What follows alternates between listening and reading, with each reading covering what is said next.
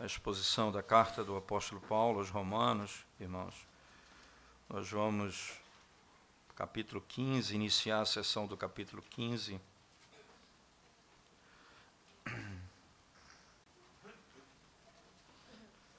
Nós vamos ler do verso 1 até o verso 7. Lembrando que na própria estrutura do texto aparece o verso 7 como iniciando um outro parágrafo, uma outra estrutura, mas nós vamos dividir diferente, nós vamos dividir até o 7, e do 8 em diante nós exporemos outro dia do Senhor. Diz assim a Escritura, a palavra de Deus: Ora, nós que somos fortes devemos suportar as debilidades dos fracos e não agradar-nos a nós mesmos. Portanto, cada um de nós agrade ao próximo que é bom para a edificação, no que é bom para a edificação. Porque também Cristo não se agradou a si mesmo, antes, como está escrito, as injúrias dos que te ultrajavam caíram sobre mim. Pois tudo quanto outrora foi escrito para o nosso ensino foi escrito, a fim de que pela paciência e pela consolação das Escrituras tenhamos esperança. Ora, o Deus da paciência e da consolação vos conceda o mesmo sentir de uns para com os outros, segundo Cristo Jesus, para que concordemente e a uma voz glorifiqueis ao Deus e Pai de nosso Senhor Jesus Cristo. Portanto, acolhei-vos uns aos outros, como também Cristo nos acolheu, para a glória de Deus. Vamos à presença de Deus mais uma vez em oração, irmãos. Senhor, nós bendizemos o Teu nome pelo privilégio que o Senhor nos concede de podermos ouvir a Tua voz por meio da pregação. E nós pedimos ao Senhor que use de misericórdia para conosco, quando mais uma vez, Senhor, nós abrimos a Tua palavra para ouvirmos os Teus ensinamentos. Cumpre o propósito da Tua palavra no nosso coração hoje, Senhor, por meio da paciência e da consolação, nós possamos ter esperança hoje no Senhor. E que o Senhor traga redenção e salvação ao Teu povo. E enche o coração da Tua igreja da verdadeira esperança. É o que nós te pedimos, Senhor, em nome de Jesus. Amém.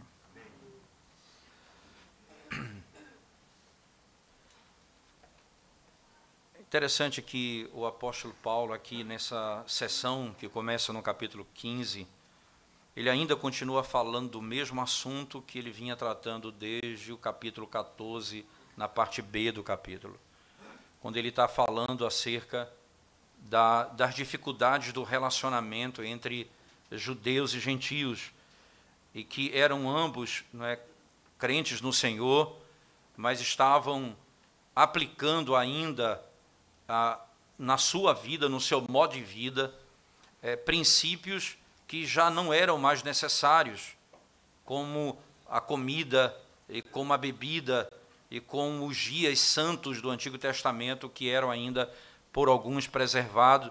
E Paulo olha para esses judeus e diz que esses irmãos que também creem em Cristo e que confiam em Cristo, esses são fracos e precisam de cuidado. Agora, o apóstolo Paulo, não apenas ele, mas em todo lugar da Escritura, ele vai nos instruir num princípio muito claro. Aquilo que ele passa a exigir de nós é aquilo que ele mostra o que Cristo fez. E essa é a grande maravilha, não é? Se você voltar no texto comigo, você vai perceber que na linguagem que ele utiliza é essa.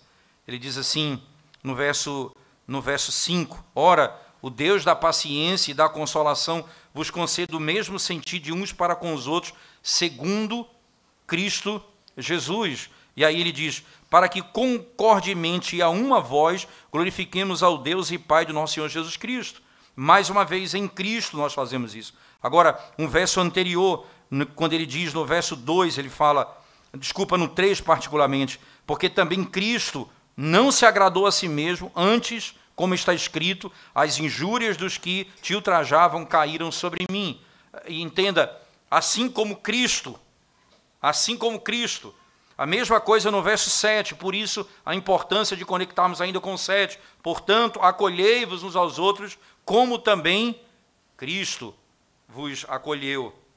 E o termo mais apropriado aqui seria recebei-vos uns aos outros, assim como Cristo vos recebeu. Não é? Isso é uma linguagem própria em que Paulo está dizendo à igreja, vocês devem viver dessa forma, porque Cristo viveu assim. Então, que base eu tenho para suportar os irmãos mais fracos? Não é só teológica no sentido de ter mais conhecimento, é conhecer o próprio fim da teologia, o próprio fim da revelação.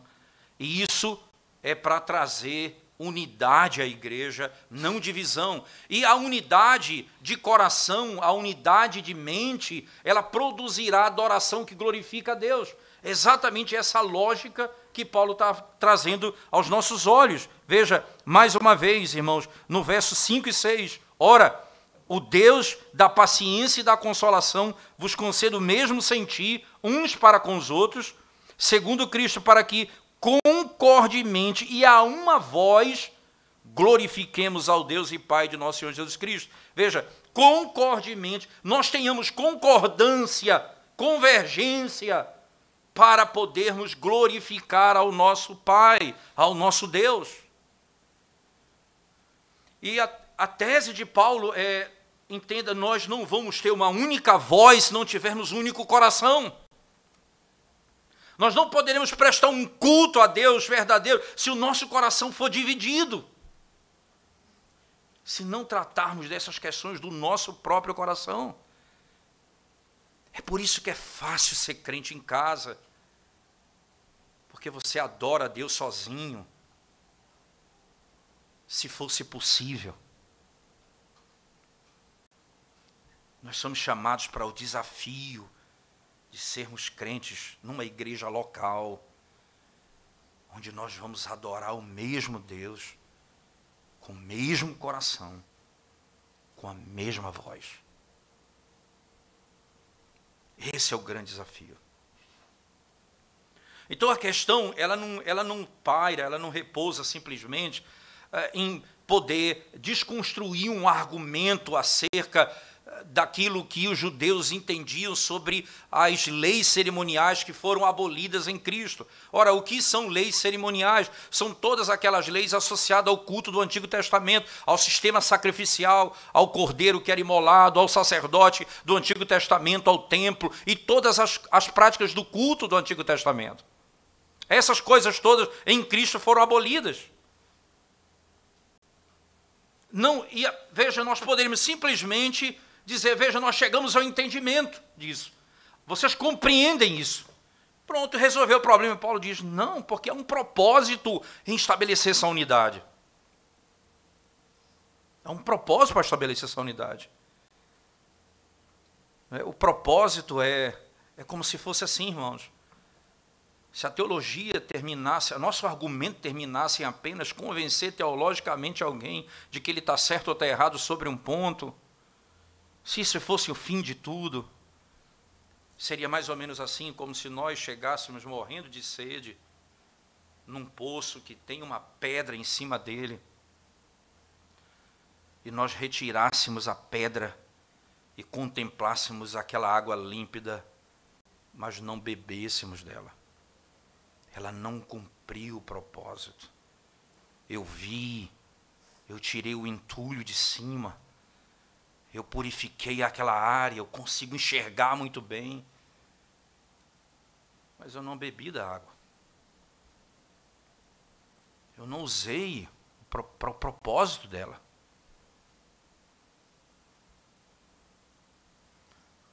É por isso que o conhecimento, ele ensoberbece, o amor edifica.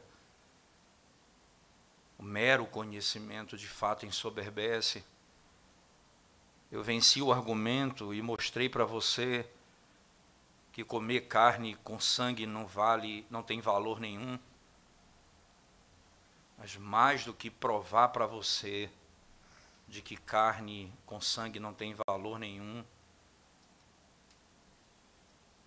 eu não deveria comer carne com sangue quando meu irmão não tivesse ainda consciência de que aquilo é pecado. Eu tirei a pedra do poço, mas eu não bebi da água. Eu não usei para o propósito estabelecido. É por isso que a Escritura, irmãos, e aí como Paulo nos instrui muito bem, ela não tem apenas com a intenção de nos informar ou de nos dar percepções sobre as coisas, ou não é a mera informação que está em jogo aqui. Senão nós não precisávamos de uma igreja, não precisávamos de uma escola. A igreja tem ensino, mas ela é mais do que uma escola. Ela é mais do que uma universidade. Onde não há ensino, há ignorância, e com ignorância você não pode conhecer a Deus. Mas o Senhor nos mostra isso na igreja, para podermos aprender a viver uns com os outros. E como é que funciona isso? O argumento, então, é das Escrituras apontando para a obra de Cristo e para a aplicação para a nossa vida. Então, o que é que as Escrituras nos ensinam? Veja só, primeiro o apóstolo Paulo faz algumas asseverações importantes que aparentemente são chocantes, eu diria, em relação a outros momentos que você vai ouvir algo contrário na própria Bíblia. Depois ele fundamenta isso com uma base teológica, com base na obra de Cristo. E diz o propósito disso, que é o culto a Deus. E com o propósito ele estabelece os aspectos práticos que vão acontecer na segunda parte, a partir do verso 8, quando ele vai diretamente falar da questão dos judeus e dos gentios, e ele vai tratar isso, e nós vamos fazer isso num sermão à parte, onde ele vai lidar com isso muito mais objetivamente. Agora os fundamentos estão sendo lançados. Quais são as asseverações que ele faz que nos chamam a atenção? Preste atenção, irmãos. Ora, nós que somos fortes, devemos suportar os debilitados. Que declaração! Os fortes suportam os fracos. Essa é a igreja. Porque no mundo, exatamente o oposto. O forte esmaga o fraco. O forte menospreza o fraco. É isso que acontece na prática. É por isso que o Evangelho é a convocação para morrer para si mesmo. E é nesse sentido que, mais uma vez, essa verdade é aplicada. E entenda, irmãos, Paulo aqui, ele está se chamando de forte, eu não penso que isso é uma arrogância da parte dele, ele está dizendo, olha, eu entendo tudo isso que está acontecendo. Eu sei que os judeus estão entendendo mal o uso daquilo que já foi abolido pela lei, pela obra de Cristo. Mas nós somos fortes, eles são fracos, porque ainda, mesmo crendo em Cristo, ainda não compreenderam tais coisas. Eles ainda têm dificuldades com isso. Você não é forte para empurrar o mais fraco. É interessante que lá em Ezequiel 36, quando ele vai descrever sobre as ovelhas que ele chama de mais fortes e as mais fracas, era assim que as fortes usavam. Tinha comida e água para beber. As mais fortes, as ovelhas mais fortes corriam, davam de ombro nas mais fracas. Ezequiel descreve isso. Ele jogava do caminho, entrava no rio, bebia água, fazia lama e saía. Aí chegava as ovelhas fracas para beber. A lógica é outra. Nós que somos fortes, devemos dar apoio às mais fracas. Devemos dar apoio às mais fracas. As débeis, como ele utiliza aqui, como é traduzido no nosso texto. A segunda parte do texto é as debilidades dos fracos e não agradar a nós mesmos. E isso aqui é uma declaração própria do que está posto no capítulo 12, verso 1. Não é? Rogo, pois, irmãos, pelas misericórdias de Deus, que apresenteis os vossos corpos como sacrifício vivo, santo e agradável a Deus. Nós somos chamados continuamente a não agradar a nós mesmos. Essa sociedade que nós vivemos, e aí está o verso 2 que nos ajuda a entender melhor, portanto, cada um de nós agrade ao próximo no que é bom para a edificação. Cada um de nós agrade ao próximo no que é bom para a edificação. Eu não devo agradar a mim mesmo, eu devo agradar ao próximo. Você sabe que agradar os outros num determinado contexto é pecado? Quando você quer agradar os outros, você acaba pecando. Então, eu vou dar um exemplo prático do uso desse princípio de maneira pecaminosa. 1 Samuel, no capítulo 15, tem a história de Saul, que recebeu uma ordem da parte de Deus, não é, de executar um povo inimigo que havia trazido a idolatria e impedido Israel de passar pelo caminho. E Deus ordena a destruição daquele povo. O que é que acontece ali? Que quando ele volta da batalha, e a ordem foi dada que não era para trazer nada, era para tudo ser destruído, o despojo, não é? Desde a criança de colo até o mais velho, não era para sobrar nada e todos serem executados.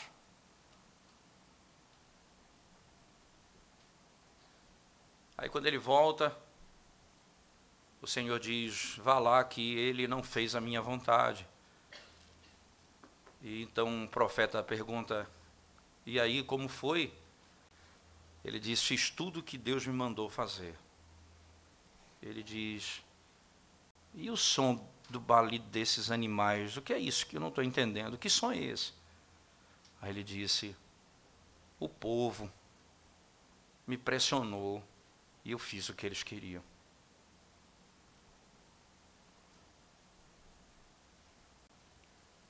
O povo,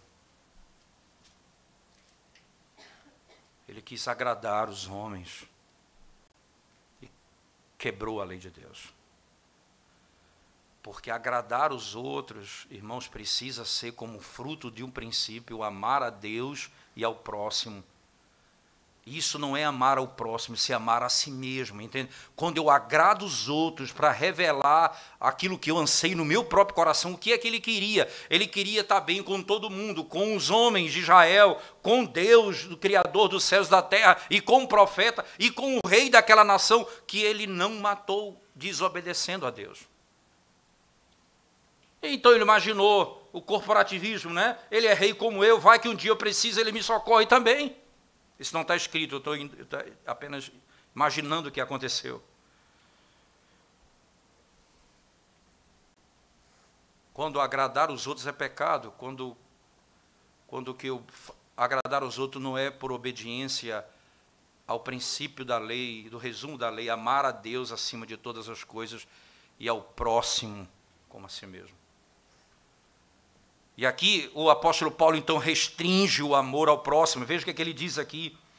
Ele diz, ora, portanto, cada um de nós agrade ao próximo no que é bom para a edificação. Então, ele delimita como eu devo fazê-lo.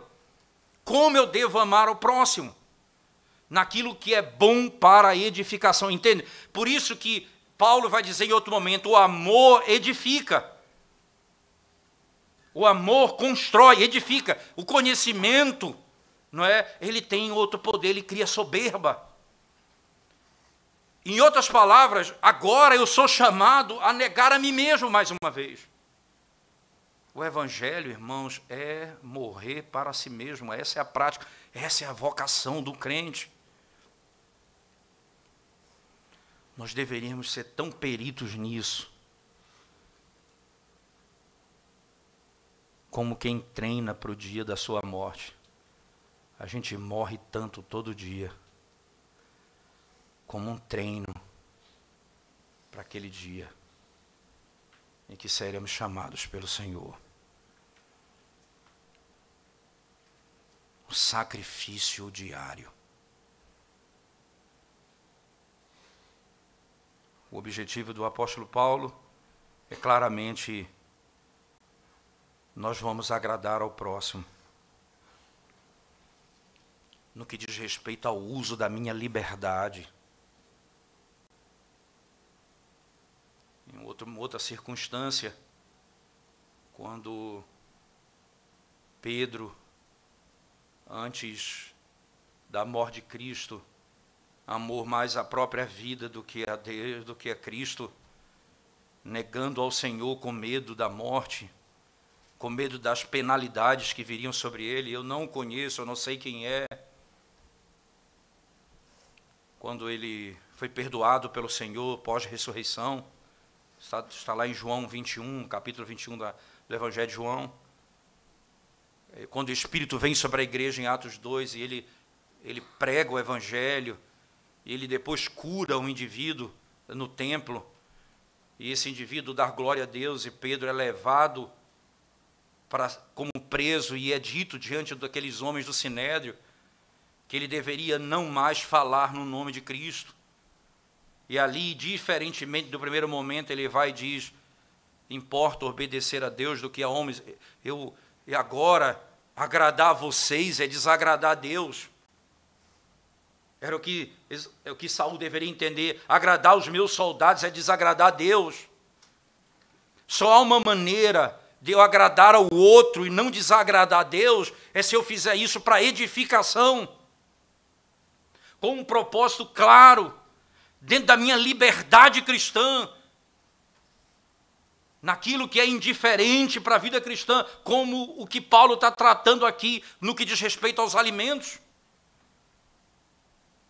Eu preciso fazer isso, e não vou agradar ao próximo. Diferentemente, a sociedade que nós vivemos, irmãos, é uma sociedade egoísta, e cada vez mais as igrejas, por não proclamar o Evangelho de Cristo, os membros se tornam cada vez mais egoístas. Eles buscam satisfazer a si mesmo, viver para si mesmo. Somente isso. Eu vou agradá-lo para o seu bem, para o bem da sua alma, é por isso que eu vou agradar o meu próximo. Eu não vou agradá-lo servindo aos seus desejos pecaminosos, nem satisfazendo a carnalidade do seu coração.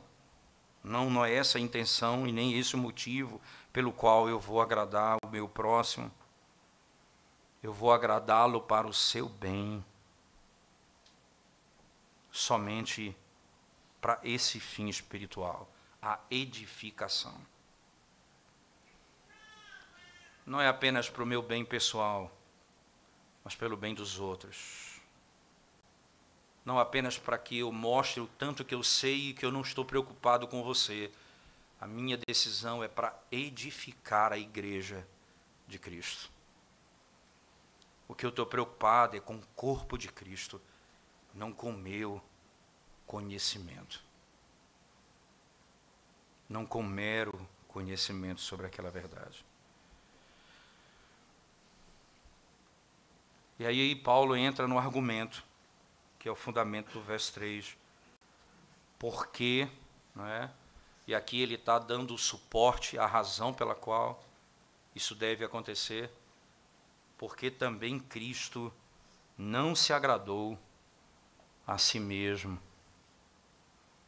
Antes, como está escrito, as injúrias dos que te ultrajavam caíram sobre mim.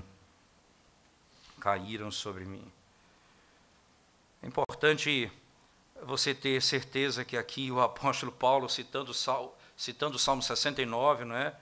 Verso 9, esse salmo e esse verso, ele é citado também em João, talvez um dos textos mais citados no Novo Testamento, Salmo 69. Então, uma parte desse salmo é citado lá no Evangelho de João, quando é dito assim, quando ele descreve acerca de Cristo, quando ele chega no santuário, no templo, e purifica o templo. O zelo da casa do Senhor me consome, é o que está escrito nesse salmo. Agora, ele diz, ora, e a expressão que ele utiliza é, as injúrias dos que te ultrajavam caíram sobre mim. Eu suportei o mal que fizeram contra ti, ó Pai, o mal que fizeram contra ti caiu sobre mim. Eu suportei isso, eu levei isso. Você entende a profundidade do que Cristo fez para aquilo que é exigido de mim? Entende? Nunca é comparado, é apenas associado. Não porque eu vou levar a fraqueza do outro da perspectiva redentiva e que eu vou levar o pecado dele e redimi-lo. Cristo fez isso para me redimir, para salvar a sua igreja. E ele pede que isso seja dado, entenda, ele levou a culpa e o pecado, e ele pede, leve a fraqueza dele, leve a debilidade dele, leve a enfermidade dele, leve as fraquezas do teu irmão. Ele não pede, leva a culpa dele, leva o pecado. Cristo levou o pecado e a culpa.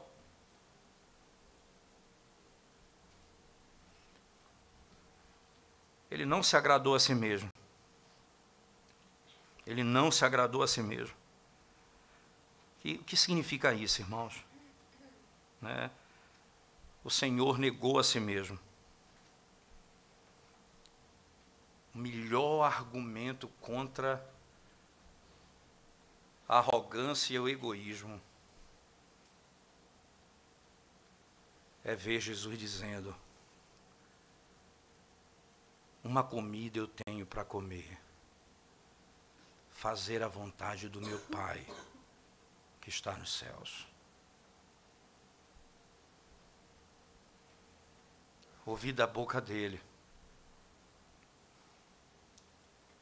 o que eu vim fazer foi a vontade dele.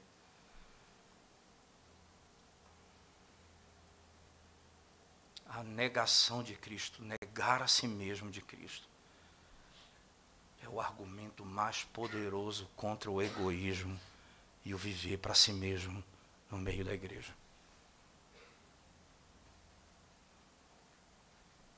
O Senhor não agradou a si mesmo. O que significa isso, né? É importante fazer a associação para quem não pense que, mais uma vez, eu falei isso com as palavras, mas eu preciso só mostrar isso com detalhes. De fato, Cristo não levou sobre si a minha fraqueza na mesma perspectiva que é ordenado que eu leve a fraqueza do meu irmão. É assim como também Jesus Cristo nos ensina no Evangelho, quando um homem vai ao rei pedir perdão por sua dívida, que era impagável, e o rei o perdoa, o que era exigido dele não era o perdão de uma dívida daquela mesma forma de alguém que devia a ele um valor irrisório em comparação àquilo que ele foi perdoado. E aí é ordenado a ele, perdoa o teu próximo, assim como foste perdoado. Só que Cristo levou o meu perdão de uma forma espetacular, de uma forma extraordinária. Ele levou sobre si a minha culpa. Agora eu vou refletir isso perdoando ao próximo. Ele negou a si mesmo de uma forma extraordinária. Ele diz para mim, leva a carga do teu irmão mais fraco.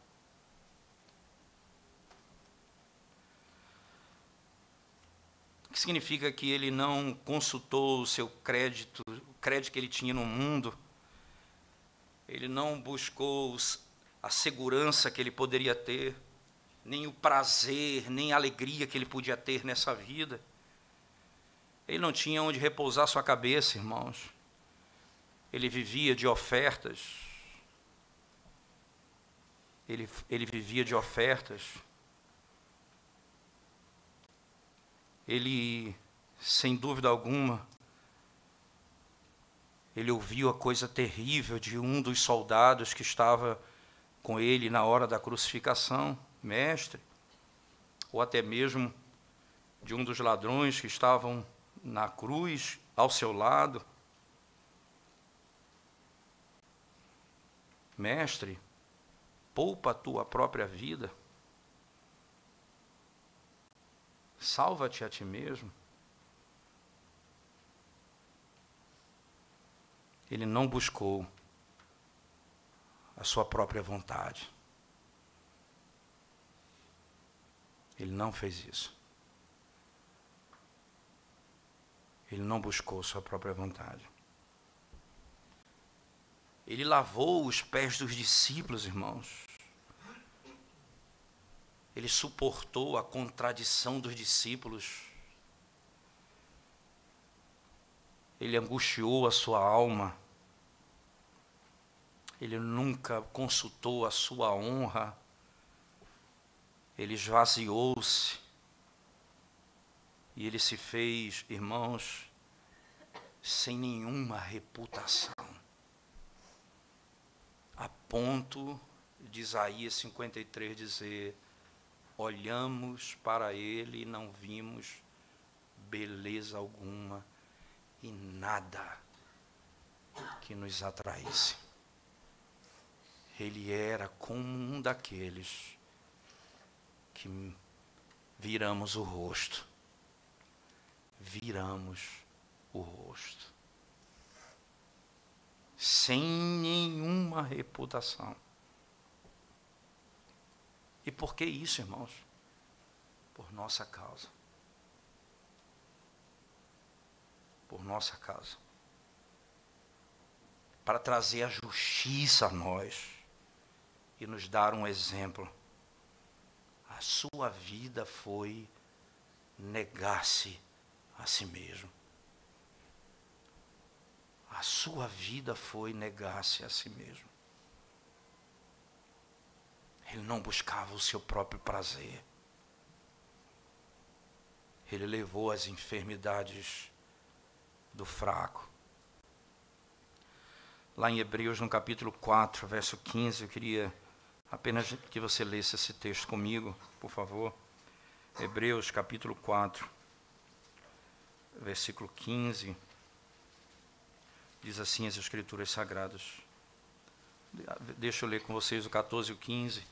Tendo, pois, a Jesus, o Filho de Deus, como grande sumo sacerdote, que penetrou os céus, conservemos firmes a nossa confissão, porque não temos sumo sacerdote que não possa compadecer-se das nossas fraquezas. Antes foi ele tentado em todas as coisas, a nossa semelhança, sem pecado algum. Ele foi tentado para ser o nosso socorro, a nossa proteção e a nossa vida. É o que a Escritura muito bem nos ensina aqui. E é exatamente para isso que a Escritura foi cumprida. É por isso que o verso 4, então, voltando ao nosso texto de Romanos, por favor, no capítulo 15, veja o verso 4 agora. Como nós podemos interpretar mal as Escrituras nesse particular, irmãos.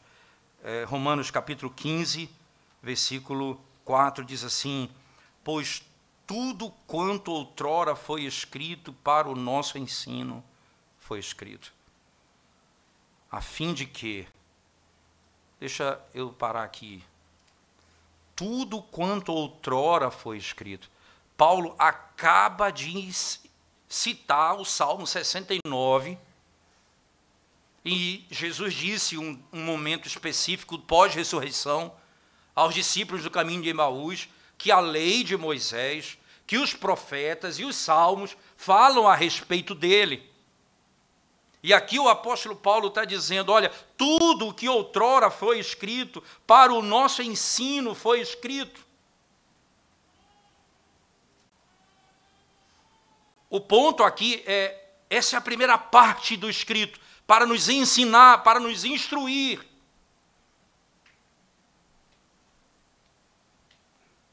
mas não é apenas uma mera informação intelectual, não é apenas o trazer conhecimento momentâneo sobre alguma coisa, não é curiosidades da Bíblia, não é você saber fazer a conexão com um ponto ou outro da Escritura, não é isso apenas. Vai adiante. Isso significa, esse entendimento significa que você tirou ali a pedra que estava sobre o poço.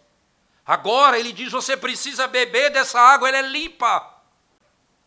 E ele diz o seguinte num texto, foi escrito para o nosso ensino, foi escrito a fim de que, veja, a finalidade no qual essas coisas foram escritas, para me ensinar a fim de que, pela paciência e pela consolação das Escrituras, tenhamos esperança.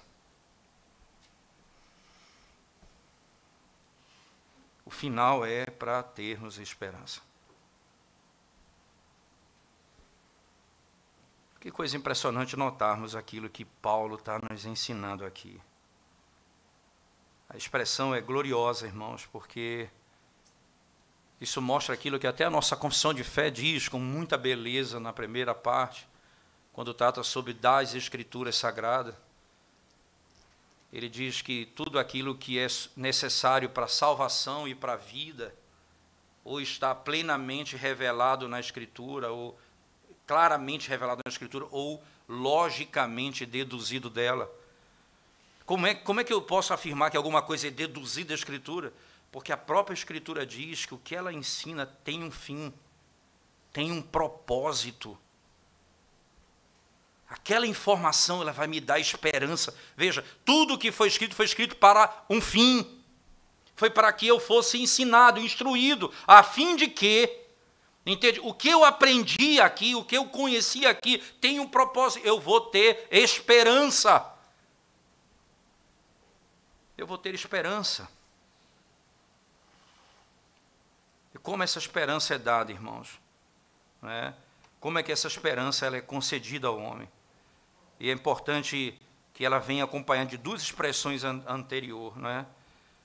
Foi escrito para nosso ensino, a fim de que, pela paciência e consolação, tenhamos esperança. Tenhamos esperança. Não existe outra forma de entender a não ser que a Escritura tenha um significado bem objetivo. Bem objetivo. A esperança é de nós termos vida eterna. É aqui o objeto proposto. Essa palavra esperança, ela é utilizada anteriormente por Paulo. É utilizada anteriormente por Paulo. Por exemplo, ele vai dizer no capítulo 5 da carta aos Romanos, verso 1, ele diz, justificados, pois, mediante a fé, temos paz com Deus. Ele continua, por meio de Cristo Jesus, e em Cristo Jesus, no qual temos também acesso a esta graça, e aguardamos a esperança da manifestação da glória de Deus. Veja, ele usa essa expressão, e nós aguardamos a esperança. Nós temos a manifestação, o conceito de que a glória de Deus se revelará. E essa esperança que é tratada na sequência do texto, ele vai dizer ainda no verso 5, no 3 em diante do capítulo 5, ele diz, ora, eu não me glorio apenas nisso, me glorio também nas minhas tribulações, porque as minhas tribulações produzem paciência. Eu vou aprender nas Escrituras a paciência. Segundo, perseverança. E terceiro, esperança. E aí ele conclui, ora, a esperança não confunde. Porque não é uma esperança no vazio. O Espírito de Deus foi derramado em nossos corações. Porque o Espírito de Deus, irmãos, derramou, o amor de Deus foi derramado. O Espírito de Deus foi derramado em nossos corações. E isso revela que a nossa esperança não é vazia. Nós temos esperança no Senhor. Como isso vai acontecer? pela paciência e consolação. O que é que supõe, irmãos, que o crente passará por momentos de angústia e por sofrimento nessa vida? Se não fosse assim, nós não teríamos motivo para esperar por paciência e buscar paciência e consolo. Mas é exatamente isso que a Escritura diz, né? Porque a paciência ela é exercitada debaixo das angústias da vida. A nossa fé é impaciente.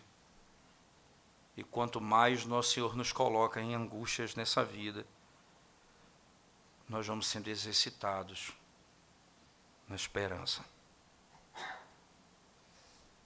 Não há nada mais destrutivo para a esperança do que a impaciência. Nada mais.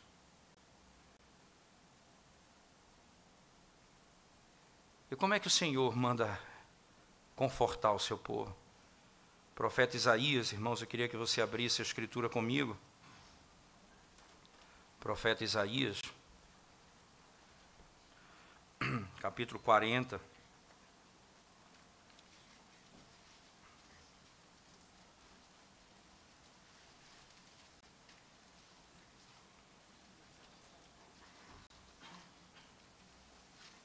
O profeta Isaías diz assim, as Sagradas Escrituras: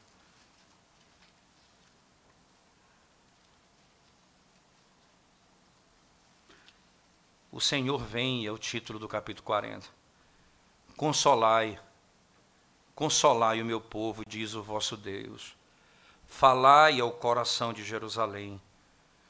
Bradai-lhe que já é fim do tempo da sua milícia, que a sua iniquidade está perdoada e que já recebeu em dobro das mãos do Senhor por todos os seus pecados. Consolai, consolai o meu povo, dizendo: chegou o fim dos seus conflitos. Paciência, consolação, com base naquilo que o Senhor nos ensina pela obra do Evangelho, é aquilo que nós recebemos da parte de Deus. Para termos esperança.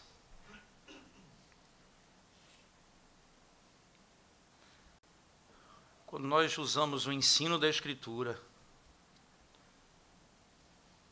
somente e apenas para os conflitos internos, e não para a paciência, consolo e esperança do povo de Deus, nós usamos mal a doutrina do Senhor.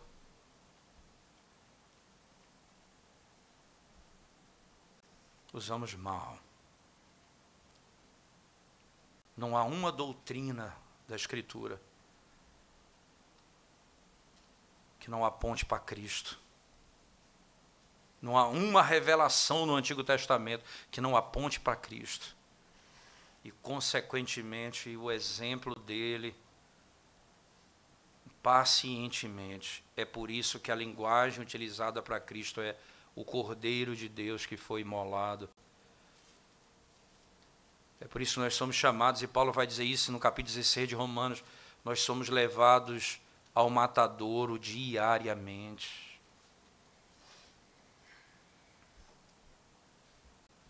E a ovelha é um animal que não rosna quando está sendo executada. Pacientemente. A ponto da Escritura dizer: e ele não abriu a boca. É no sofrimento que nós somos aperfeiçoados. É na tribulação que nós somos transformados. Tendo os nossos olhos fitos na obra de Cristo e encontrando na obra dele esperança para a nossa alma. Voltando ao nosso texto de Romanos, ele ainda continua. Acompanhe comigo, por favor. Romanos capítulo 15, voltemos ao mesmo verso 4 em diante, ele diz assim: pois tudo quanto outrora foi escrito para o nosso ensino foi escrito, a fim de que pela paciência e pela consolação das Escrituras tenhamos esperança. Ora, o Deus da paciência e da consolação vos conceda o mesmo sentir de uns para com os outros, o mesmo sentir de uns para com os outros, segundo Cristo Jesus, para que concordemente a uma voz glorifiquemos ao Deus e Pai de nosso Senhor Jesus Cristo. Duas exortações são dadas aqui, irmãos. Ele deu anteriormente duas e agora ele procede para dar mais outra. Preste atenção que agora ele ora. Ele diz: ora, o Deus da paciência e da consolação vos conceda o mesmo sentir. Não, a palavra ora não é oração, aqui é mais uma interjeição, mas ele aqui é uma descrição de uma oração. O Deus da paciência e da consolação vos conceda o mesmo sentir uns para com os outros, segundo Cristo Jesus, para que concordemente a uma voz glorifiqueis ao Deus e Pai de nosso Senhor Jesus Cristo. Ele vai misturar aqui, ele vai colocar uma oração pelo sucesso daquilo que ele havia ensinado. Entenda, irmãos, ele diz, ora, é na palavra que você encontra consolo, é na palavra que você encontra paciência no meio da sua tribulação, é na palavra que você encontra esperança. Aí então ele vai e ora a Deus. Você não apenas ensina, você ora. Porque essas são duas coisas que estão intimamente ligadas. Não apenas o falar, mas o pedir a Deus que fale. Se o Senhor não tratar com o nosso coração, independentemente de quem espalhe a semente, é Deus que dá o aumento e o crescimento. A palavra foi lançada e ele diz, e ele roga a Deus, então, dizendo, literalmente pedindo a Deus, o Deus da paciência. Ele vai te dar paciência. O Deus da paciência supra as tuas necessidades.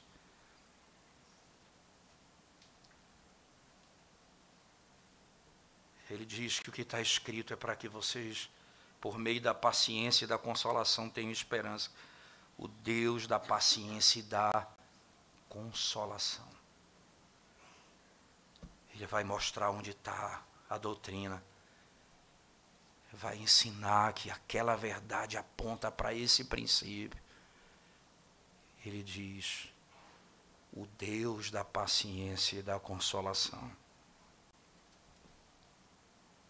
vos conceda o mesmo sentir de uns para com os outros. Paciência e consolo.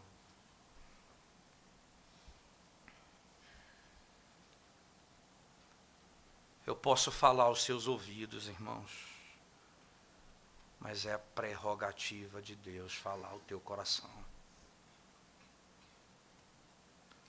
Você pode ouvir a minha voz, mas só Deus pode falar ao teu coração.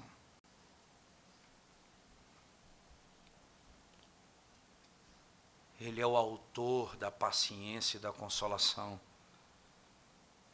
mas Ele é a fonte de toda a paciência e consolação. É dele a fonte, é nele que está a fonte para edificar a igreja. Eu não vou conseguir se não for nele. Ele nos dá a graça da paciência. Ele nos dá a consolação.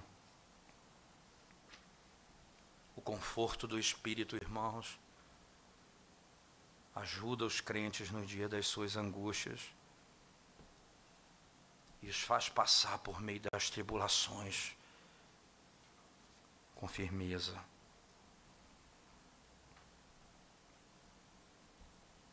E ele pede a Deus, e veja a expressão, Paulo diz, uns para com os outros, segundo Jesus Cristo,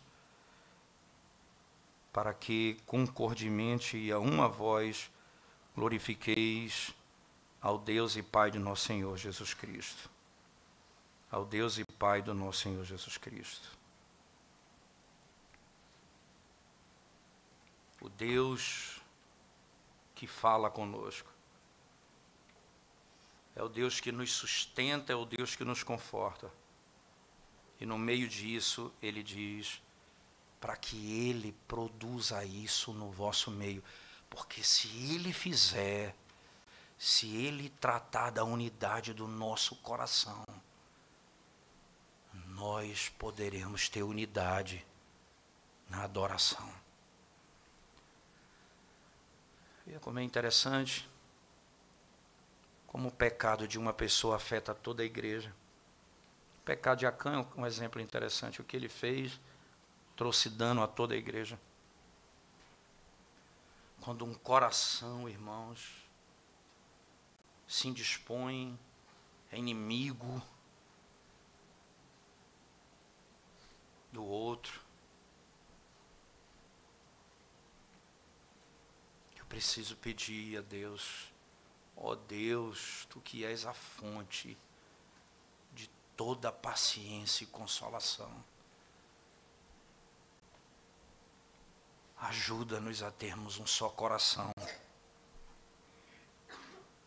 a um só coração, ao mesmo sentir de uns para com os outros, segundo Cristo Jesus. Para que essas coisas pequenas não nos apartem.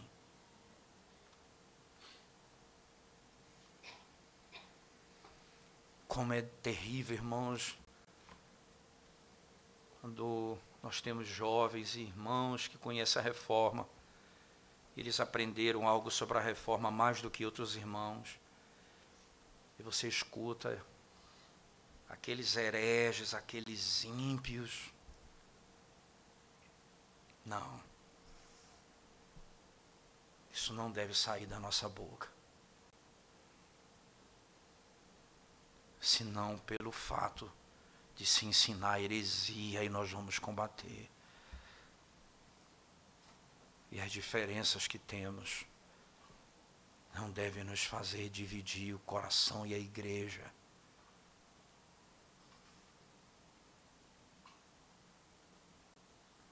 O apóstolo Paulo não disse que ele deveria comer a comida dos judeus no mesmo propósito dos judeus, porque quando Pedro fez isso, ele foi repreendido por Paulo.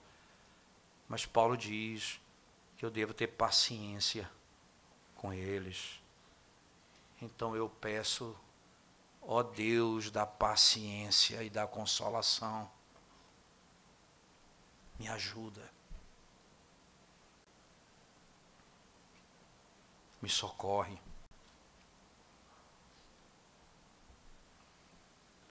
Para que eu testifique do amor de Cristo aos meus irmãos. Que eu os ame como eles foram amados por ti. Como foram amados por ti. Quanto mais paciência e consolo recebemos da parte de Deus, mais dispostos nós estamos, irmãos, para amar ao outro.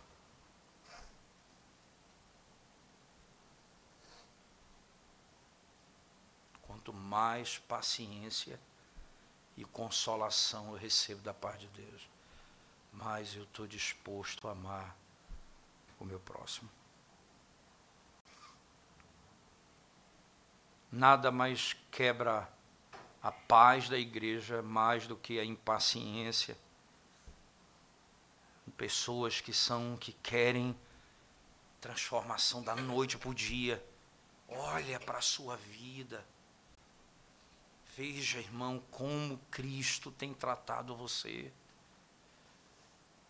Quantos pecados nós temos lutado. E como como temos buscado santidade e fraquezas continuam. E o Senhor nos suporta, nos pacientemente nos consola. E nos consola dizendo: consolai, consolai o meu povo. Os pecados deles foram perdoados.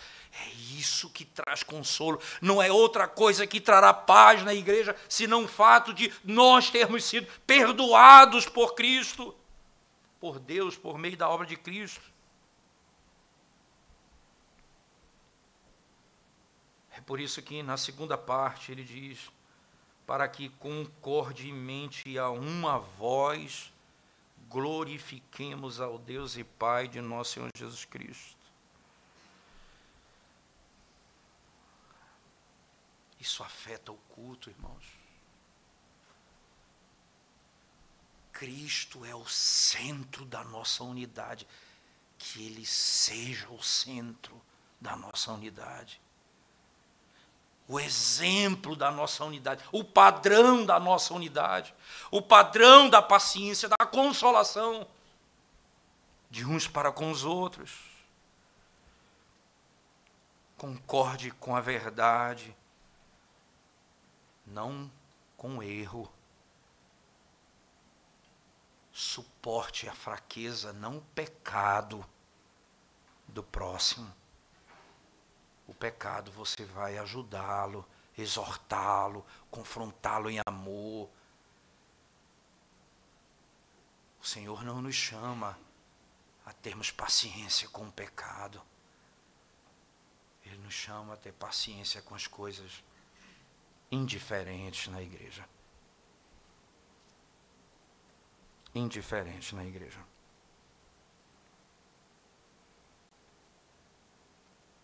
Preste atenção, irmãos. Nem sempre a harmonia ou concordância é algo que agrada a Deus. Por exemplo, lá em Apocalipse, no capítulo 17, verso 13, é descrito um acordo abominável, né?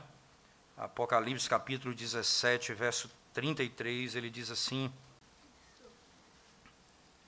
verso 33,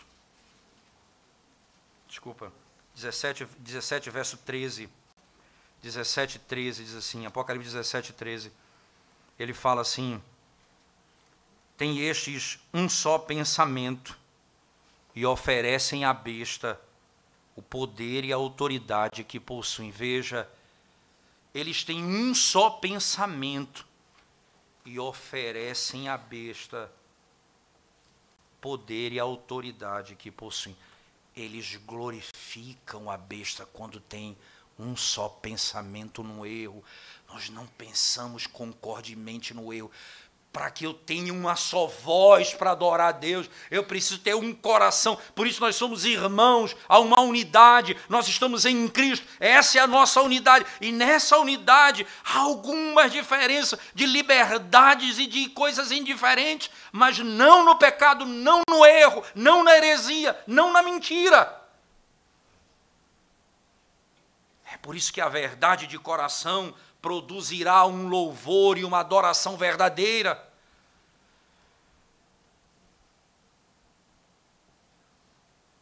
Isso é uma unidade contra Cristo, lá em Apocalipse, não a favor dele. É como a unidade dos construtores da Torre de Babel. Se uniram contra Deus.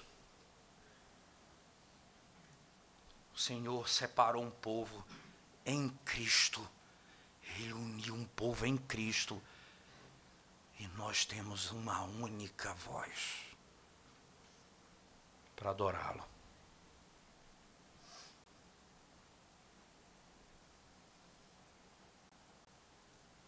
O comentarista disse: o método da nossa oração deve ser primeiro a verdade, então a paz. Porque essa é a sabedoria que está acima. Por exemplo, lá em Tiago ele diz: a sabedoria que vem de cima, ela é pura e então pacífica. Ela não é pacífica sem antes ser pura. O método da nossa oração deve ser a verdade, Senhor. Porque sem a verdade, veja, a palavra que nos ensina a ter, é nessa verdade que nós encontramos consolo, paciência e consolo para termos esperança. A nossa esperança está firmada na verdade, não é em mentira. Eu não posso abrir a boca para adorar se o meu coração não está firmado numa verdade. De uma única mente, irmãos. Ele é o Pai, Ele é o Senhor, e esses são feitos segundo Jesus Cristo para adorá-lo, como diz o texto de Romanos, capítulo 15, que nós estamos analisando. Essas são as palavras finais no texto. Ele diz assim, no verso 6 e 7, ele diz, ora, para que concordemente e a uma voz, veja, de acordo. O que é concordemente, irmãos? Com a verdade, de acordo com unidade, e uma única voz glorifiqueis a Deus e Pai, ao Deus e Pai do nosso Senhor Jesus Cristo.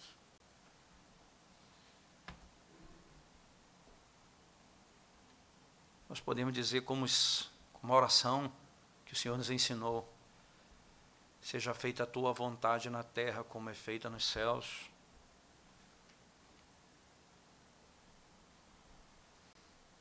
De modo unânime, Senhor, os anjos, eles estão te adorando constantemente, te servindo.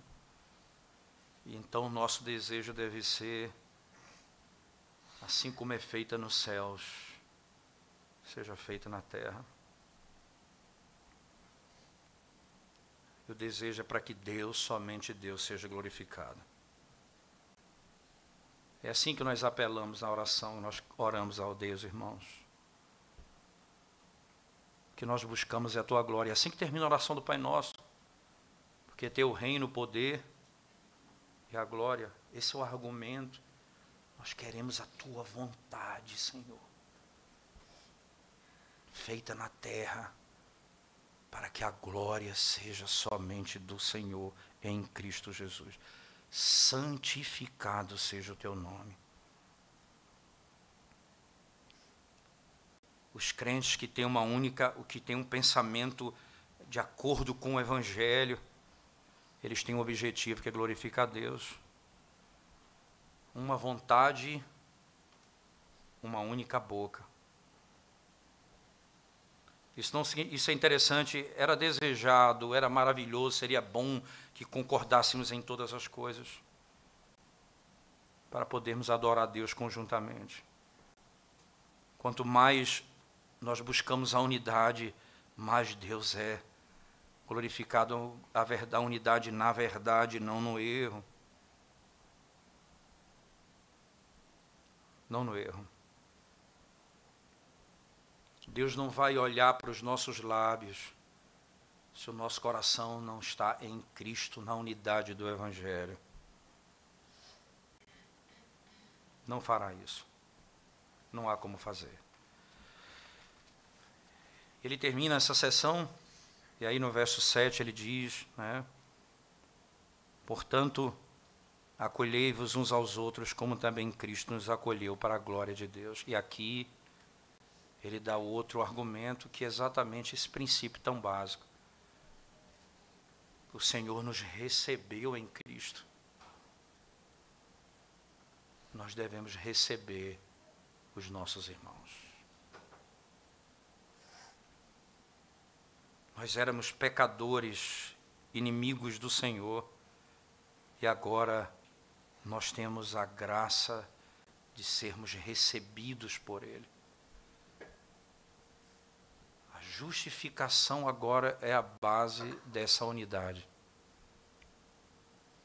Porque nós somos um em Cristo, justificados pelo sangue do Cordeiro. Nós somos recebidos, em Levítico capítulo 1 usa essa linguagem, para que sejamos aceitos por Deus. Nós somos aceitos por Ele, então nós devemos aceitar, receber os nossos irmãos fracos, débeis com essas questões e de indiferentes, particularmente aqui com que Paulo trata na Escritura. Mais uma vez, ele não está dizendo receba aqueles que vivem no pecado, porque são fracos, não. Ele está tratando aqui as coisas indiferentes.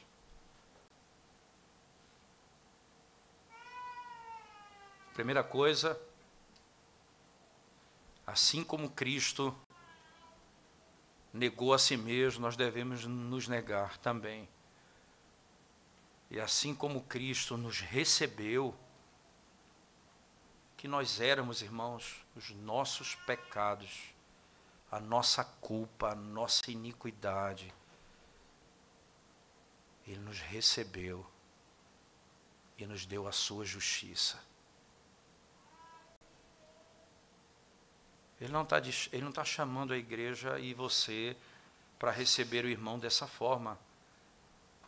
Mas na maneira que Paulo está tratando, ele diz, use o mesmo princípio. Lide com os irmãos mais fracos, pensando como vocês foram recebidos por Ele e como Ele exige que você receba os irmãos. Acolhei-vos, e aí o portanto é conclusivo, né? Portanto, por isso, por causa de tudo isso que ele vem falando, acolhei-vos uns aos outros, como também Cristo nos acolheu para a glória de Deus. De uma vez para sempre. Aqueles que receberam a Cristo pela fé devem receber todos os cristãos por amor fraternal. Nós deveríamos fazer isso no batismo. Quando os irmãos são batizados, a igreja deve acolher essas pessoas. Não é o ministério da recepção, é a aceitação. Eles são aceitos, não são bem recebidos. As pessoas querem receber um tapinha no ombro depois do culto, aquela igreja recebe bem. Você deveria, é muito mais do que um tapinha nas costas, é muito mais do que fazer referência ao seu nome. Você é nosso irmão.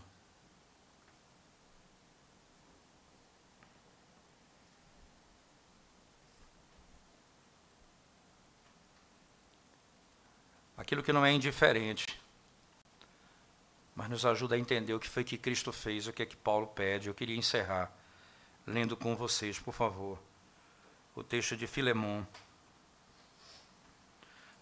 Filemão, preste atenção na leitura desse texto, irmãos. A partir do verso 1, ele diz assim: Paulo, prisioneiro de Cristo Jesus, e o irmão Timóteo, ao amado Filemão, também nosso colaborador, e a irmã Áfia e Arquipo, nosso companheiro de lutas, e a igreja que está em tua casa, graça e paz a vós outros da parte de Deus, nosso Pai, e do Senhor Jesus Cristo. Dou graças ao meu Deus, lembrando-me sempre de ti nas minhas orações, estando ciente do teu amor e da fé que tens para com o Senhor Jesus e todos os santos, para que a comunhão da tua fé se torne eficiente no pleno conhecimento de todo o bem que há em nós para com Cristo. Pois, irmão, tive grande alegria e conforto no teu amor, porquanto o coração dos santos tem sido reanimado por teu intermédio. Ele usa para edificar a igreja o que ele tem, o que possui. E ele diz, pois bem, ainda que eu sinta plena liberdade em Cristo para te ordenar o que convém, prefiro, todavia, solicitar em nome do amor. Preste atenção nas palavras do apóstolo Paulo. Eu poderia ter dado uma ordem a você, mas em nome do amor, ele diz, sendo que sou Paulo, o velho, e agora até prisioneiro de Cristo Jesus, sim, solicito-te em favor de meu filho Onésimo, que gerei entre algemas. Ele antes te foi inútil, atualmente, porém, é útil a ti e a mim. Eu te envio de volta em pessoa, quero dizer, o meu próprio coração. Eu queria conservá-lo comigo mesmo, para em teu lugar me servir nas algemas que carrego por causa do Evangelho. Nada, porém, quis fazer sem o teu consentimento, para que a tua bondade não venha a ser como que por obrigação, mas de livre vontade. Pois acredito que ele veio a ser afastado de ti temporariamente, a fim de que o recebas para sempre.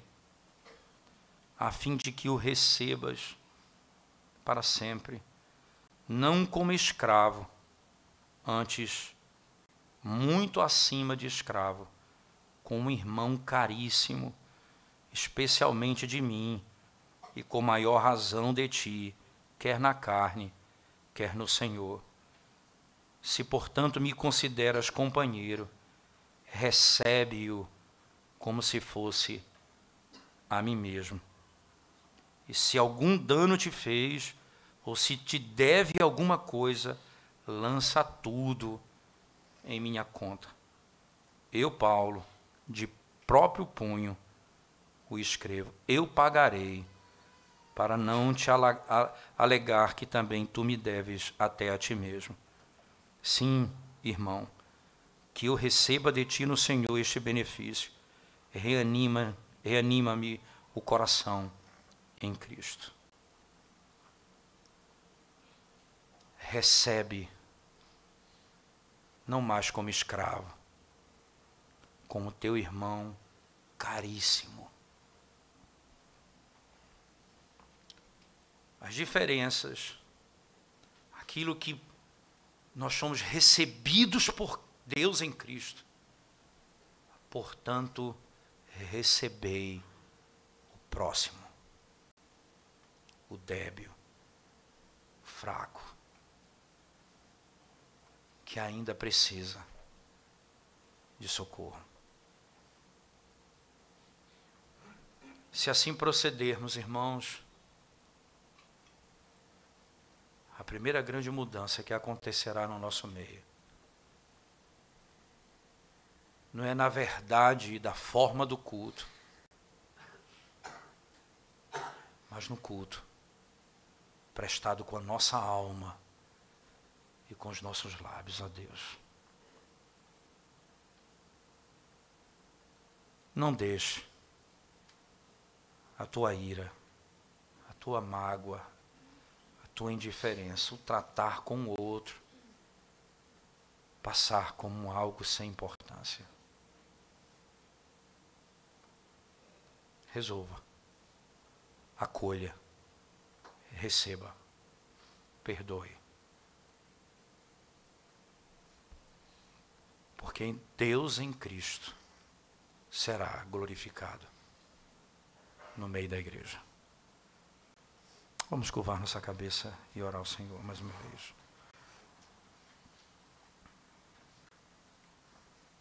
Ó Senhor nosso,